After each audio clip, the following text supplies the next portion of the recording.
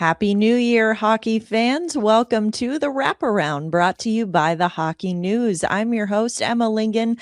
I am joined today by Michael Augello and Kelsey Surmacz of the Hockey News, wishing you a very happy new year here. And of course, for over 75 years, the Hockey News has been the ultimate hockey fix. Now you can get 12 issues delivered straight to you, packed with stories, stats, and a bonus gift issue to kick things off. Head over to thn.com and get in on the action.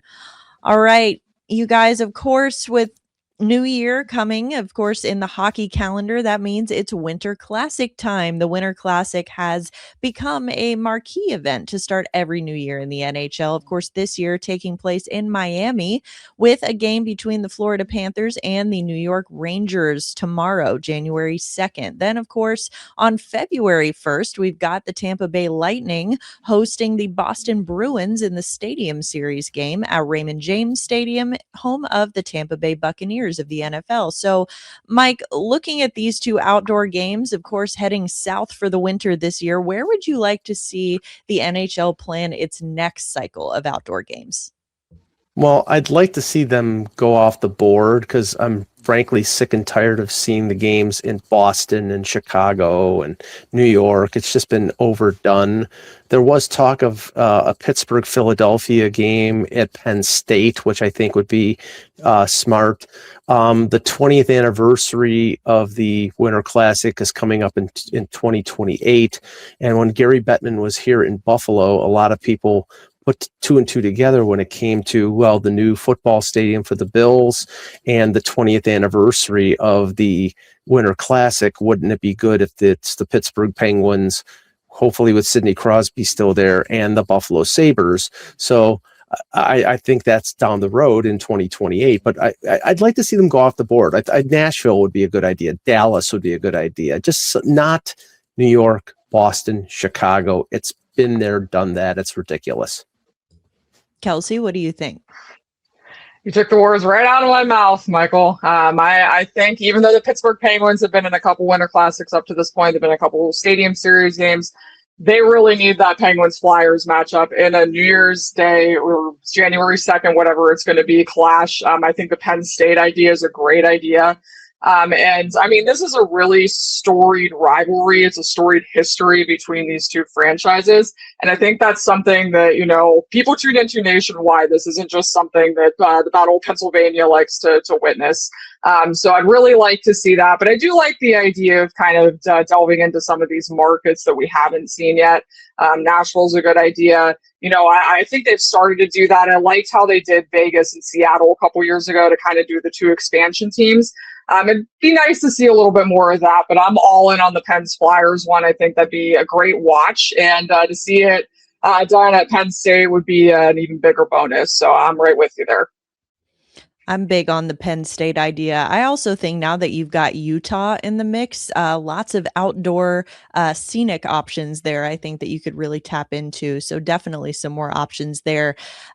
Looking back at the calendar year of 2025, of course, as we reflect, let's just look at the top 10 scorers in the NHL throughout the entire calendar year. So quickly, 1 through 10, you've got Nathan MacKinnon, Nikita Kucherov, Connor McDavid, David Pastrnak, Leon Draisaitl, Jason Robertson, Nick Suzuki, Macklin Celebrini, Wyatt Johnston, and Kyle Connor. So that is in order, 1 through 10 for the calendar year 2025. Mike, anyone on that list, or anyone not on that list, rather, who you think will be on the list by the time we do this same show for 2026?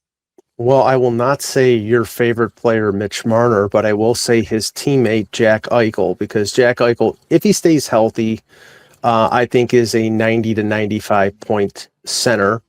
And he has stayed healthy relatively the last few years. And the fact that he has Marner, and if Mark Stone stays healthy, that will help him generate points. And he's a great playmaker. So I would pick Jack Eichel.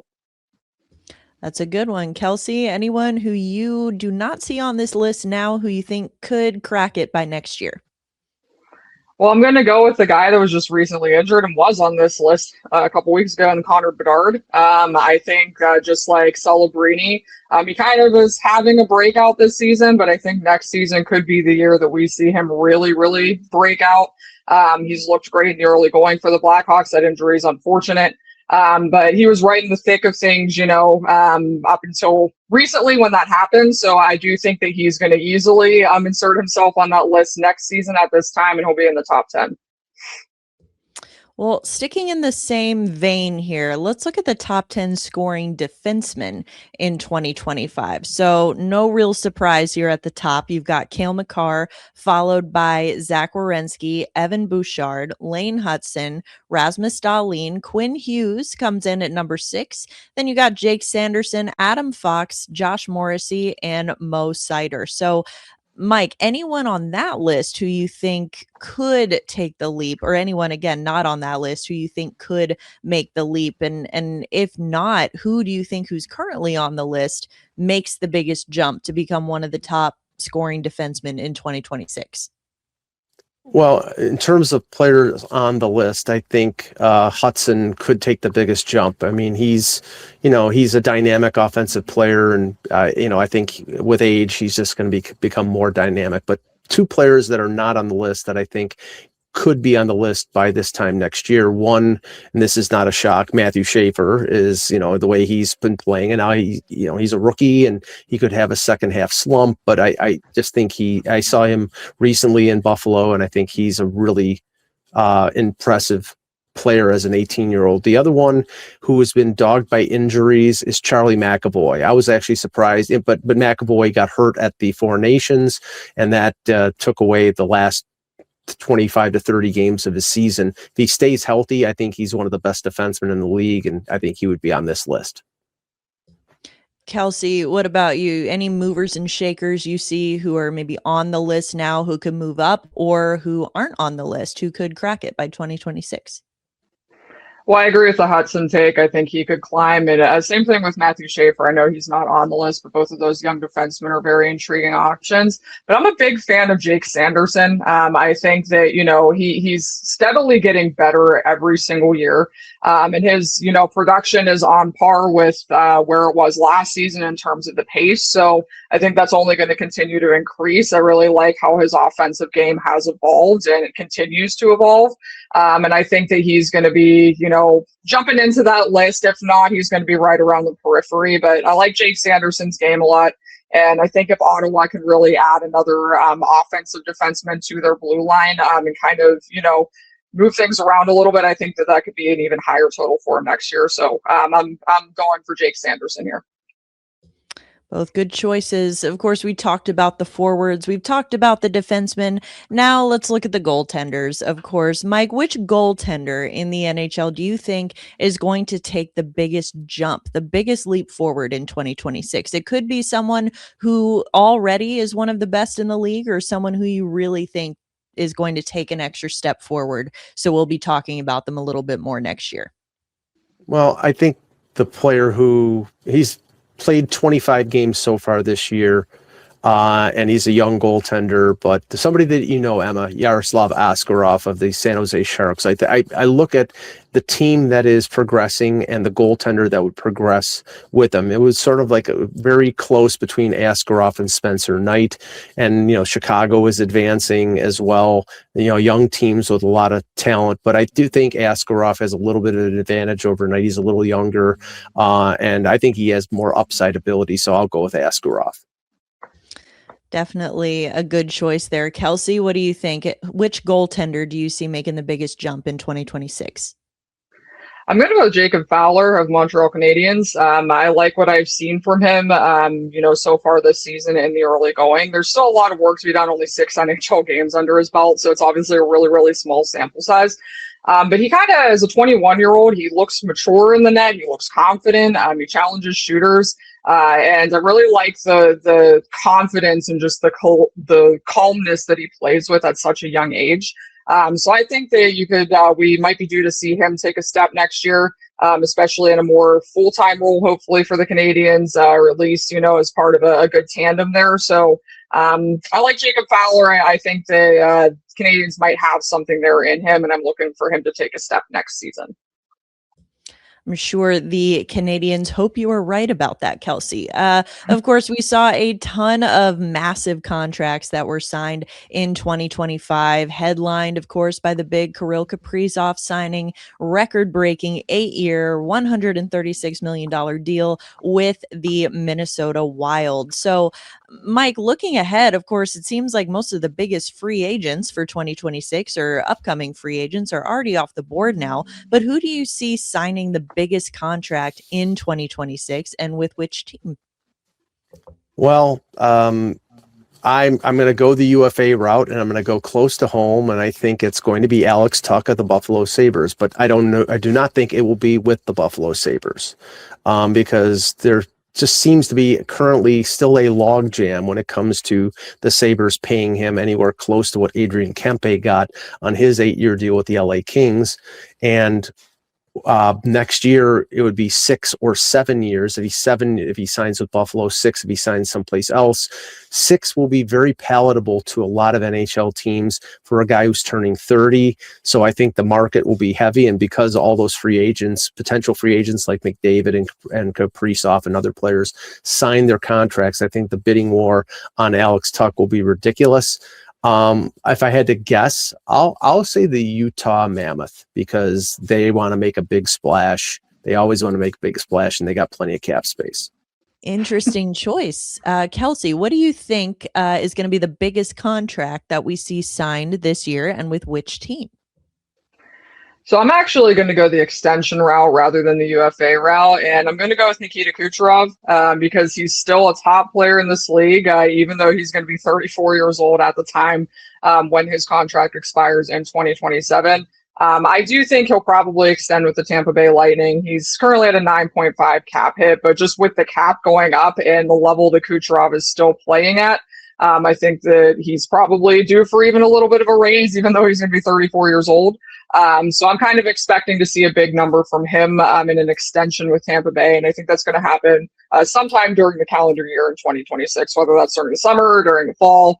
I think Kucherov resigns with Tampa Bay, and it's going to go above his cap hit of 9.5 that he has currently.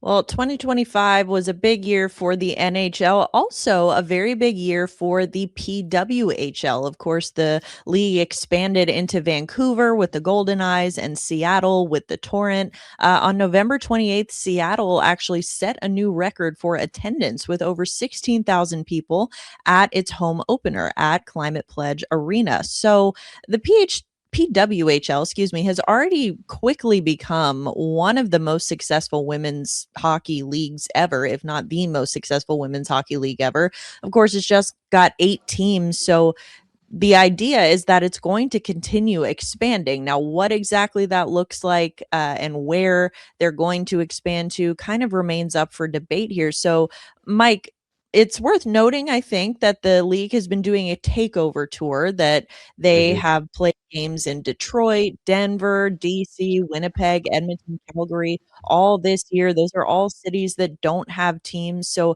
looking at the cities that do have teams, of course, it's Boston, Minnesota, Montreal, New York, Ottawa, Seattle, Toronto, and Vancouver. Where could you see the PWHL expanding next?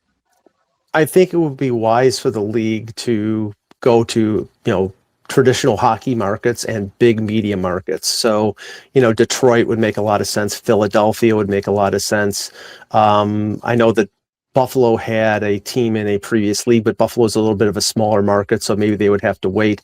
But I would, Chicago, LA, I would get the biggest markets you can, and for the purpose of growing the league. And I think the way it's operated so far, and it's been really impressive and it's been really good, I think that that's the path to success. Now, Kelsey, I always thought Pittsburgh could make an interesting option for an expansion team in the PWHL. But what are your thoughts on the league, the year they've had in 2025, and where they could expand to next? I do agree that Pittsburgh would be a great market for the PWHL. There was a game there last season. It got pretty good attendance. And given the hockey market in Pittsburgh around the Penguins and just the national presence with the Penguins, I think that could help there. But I do kind of agree with Michael. I think the kind of paramount thing at this point for this league is to expand to the biggest markets and the biggest hockey markets, just to get the league as much exposure as possible. So I agree, maybe the Chicago, maybe LA, those would kind of be my top two, I'd say. And it'd be nice to see another West Coast PWHL team. So I'm going to go with LA first, but maybe Chicago. And then, once they kind of get the ball rolling, once those teams get established, then you can look to maybe establish a team in Pittsburgh, in Detroit. I think Detroit's another good contender, like Michael said, for that next expansion. But teams like Philadelphia, Pittsburgh, those markets, I think might be good for the next turn. But for this coming turn, stick with the big markets, get the league as much exposure as possible, and grow it as much as possible so that you can expand to those markets later on. Definitely really impressive what we've seen from the PWHL in terms of expansion so far. So very excited, very much looking forward to seeing where they expand to next. Switching gears back to the NHL for a moment. We had a lot of players take big steps forward in 2025, guys who really prove themselves, earn their keep on their NHL teams, or just reach personal milestones in the league. But looking ahead into 2026, Michael, is there a player in the NHL who you think has the most to prove in 2026? And I have a feeling I know who you might say. Well, I have two, one in the East, one in the West, and they know each other very well. In the West, it would be Mitchell Marner of the Vegas Golden Knights, and it's not what he does in the regular season, it's what he does in the playoffs. And if he doesn't do it in the playoffs, then the reputation that he carried after 9 years in Toronto will be justified. It will be very interesting to see what with a team that has won a Stanley Cup, that has players that have some pedigree, whether he can get them to the promised land, whether he can be a contributor. That will be I'll be eating popcorn watching the Vegas Golden Knights playoff games. In the East, it's his buddy Austin Matthews, because Austin Matthews right now, he's had trouble staying healthy. He's had trouble with consistency in 2025, and in 2026 he's going to be going to the Olympics for Team USA. A team that could win the gold medal. They'll probably go up against Canada. And, his task to get the Maple Leafs into the playoffs is Herculean, because they're, near the bottom of the Eastern Conference. If he is a captain and a leader, which a lot of people think he is, then he can lead them to a playoff spot. And then once you get in the playoffs, you never know. But I think Matthews and Marner have a lot to prove.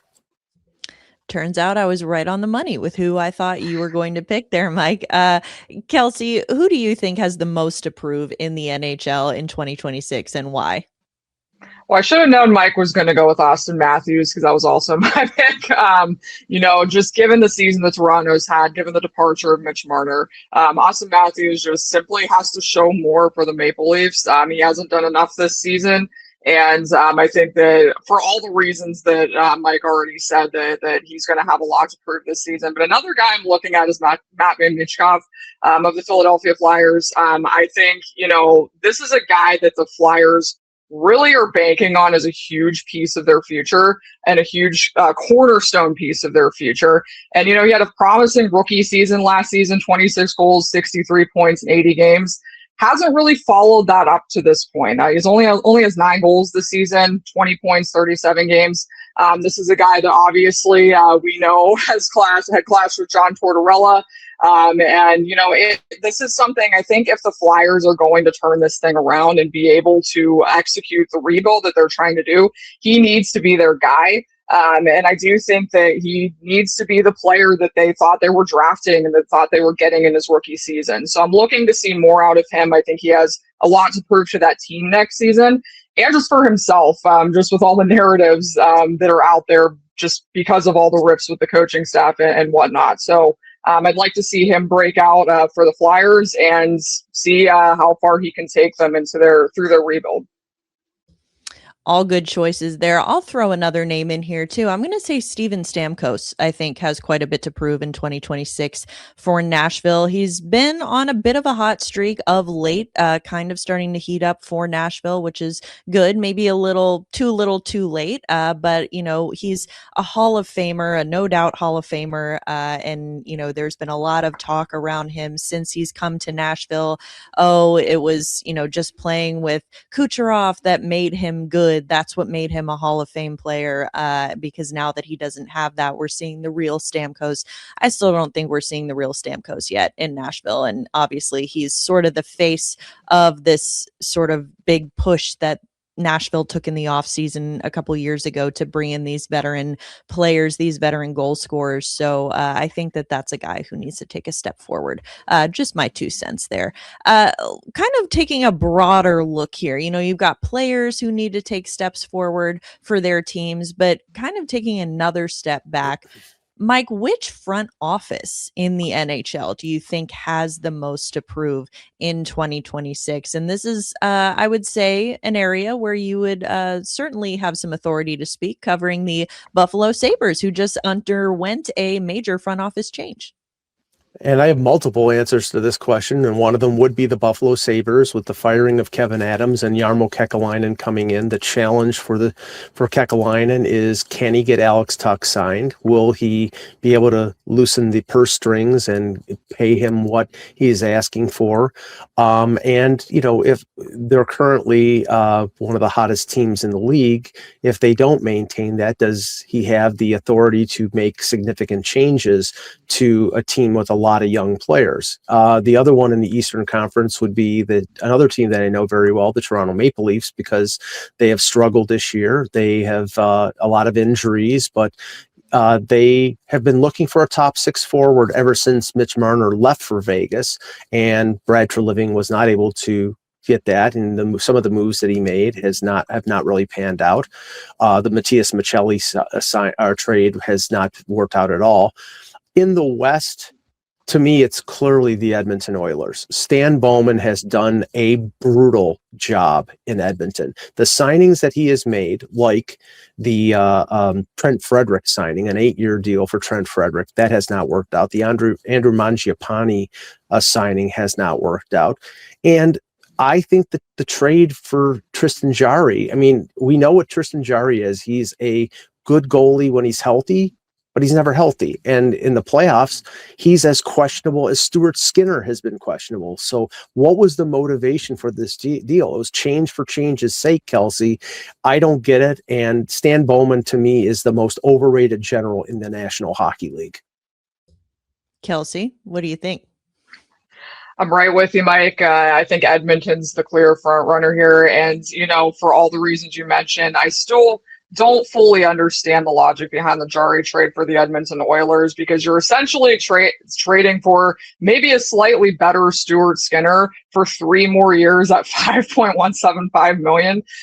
So they're kind of, I agree. Bowman just hasn't done a good enough job as Oilers GM to fill out these holes in their roster that have been preventing them from taking that leap to win the cup.